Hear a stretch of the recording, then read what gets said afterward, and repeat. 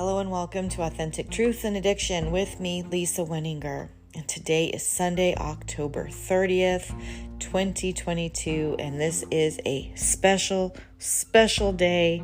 It is the day that we celebrated my son CJ and his 2-year recovery anniversary.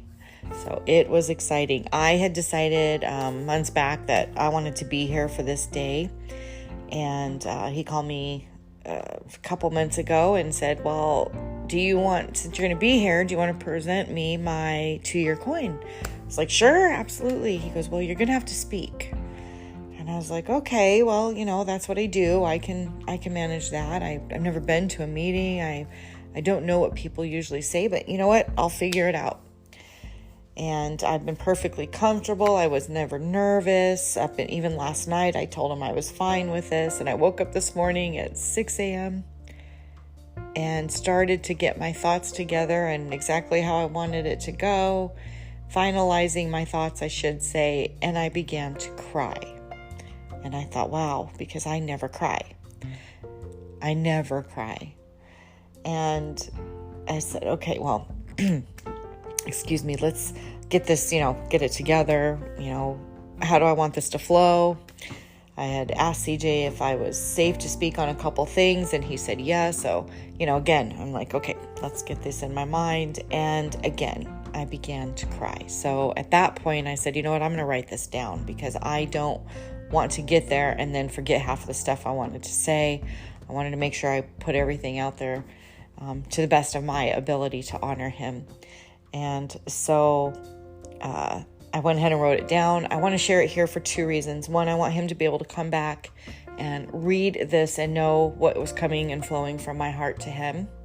And anytime, maybe he might need encouragement or share it with somebody and they might need an encouragement. And number 2, I want to have it here to help encourage you, the listeners, and your loved ones through the journey as you all go through that as a family.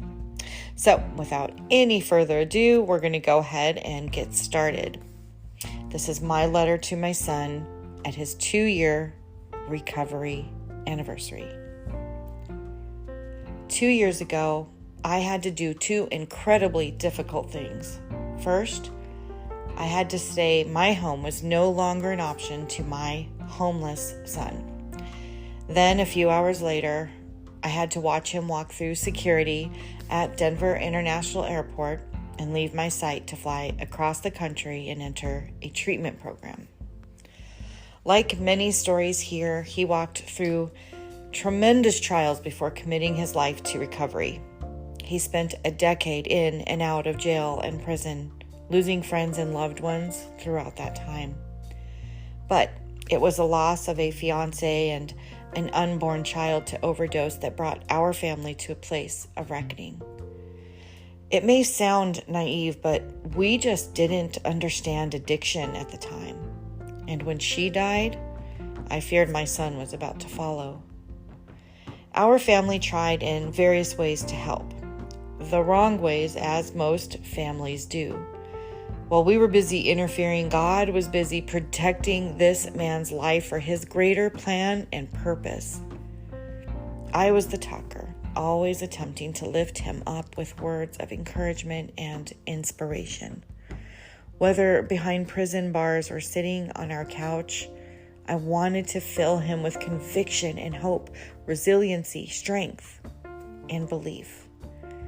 Today, he lives in all those things and more. Not because I ever said a word, but because he chooses to wake up every day for the last 2 years now and repeat them to himself. I can only pray he hears the whisper of my voice sometimes along the way, encouraging his every step and cheering him on wherever he is. He came here to South Florida and I learned about sober living. And we, as a family, didn't trust a thing. We worried and wondered every day. Things didn't go perfect, but nothing ever does.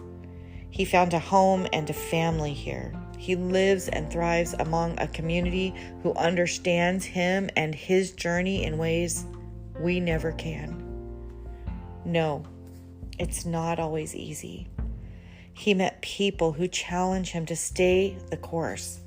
He has a girlfriend he loves who also challenges him to cope with the ups and downs of life and trust his deep feelings, to remind him to feel safe with sharing his thoughts and truth, and taught him to appreciate loving and meeting people where they are. He has a good job and a place to sleep every single night. He left Colorado after totaling his sister's Jeep. He has regained the privilege of a driver's license and bought his own new car. He is now driving legally. He surrendered his life over to Christ and finally lives in true freedom. I can't thank his Florida friends and family enough for all the love and support they give my son. Today, I'm here to represent his other family, those in Colorado, Wisconsin, Missouri, and Nebraska, who are all extremely proud of you, who may not have the words or ability to move on as remarkably well as you have, but in every single heart is gratitude and joy because you chose to live. Our lives are all better knowing you are here and well and thriving in your recovery journey. We are all so proud of you and honor you for celebrating 2 years in recovery. Congratulations, CJ. And with that, I walked up and gave him a giant hug, and he gave me a giant hug, and I kissed him on his cheek, and then he took his coin and he gave his speech.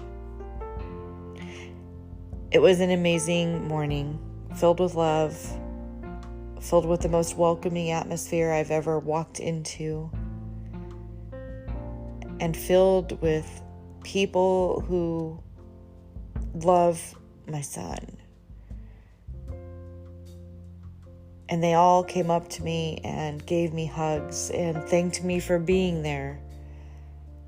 Some people shared with me that they wished their mom could have saw them at this point, but their parent has already passed away. Or the woman who especially wanted to let me know how much CJ helped her during a recent illness. A story he hadn't shared with me because he doesn't feel he needs to share when he helps people. And he's absolutely right, but I still think he needs to tell me anyway. There were hugs and there were tears. There were people thanking me. There were people who just were so grateful to have a mom there. I told them I'm one of many. I'm one of many moms praying for you always. So that's how I'm going to leave this tonight. I'm going to ask you to please pray for the recovery community, for those battling addiction, for those battling to choose sobriety, for those with 1 year in recovery, or 2 years, or 6 months, or 30 days, or the man who walked in today and started his first meeting on this day. Thank you so much. And again, if you ever need any encouragement or if you need help with anything, just email me, lisa@authentictruths.com. Thank you and have a wonderful evening.